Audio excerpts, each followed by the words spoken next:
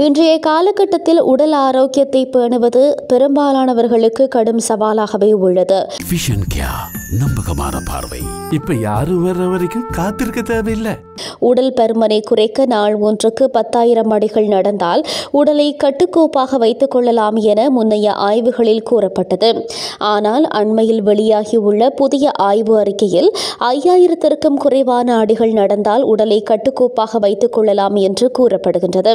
உலகெங்கிலும் உள்ள 2,26,000க்கும் மேற்பட்ட நபர்களிடம் மேற்கொள்ளப்பட்ட ஆய்வின் பிரகாரம் எந்த ஒரு காரணத்திற்காகவும் முன்கூட்டியே இறப்பதற்கான அபாயத்தை குறைக்க 4,000 அடி வரை நடந்தால் போதுமானது என கூறப்படுகிறது.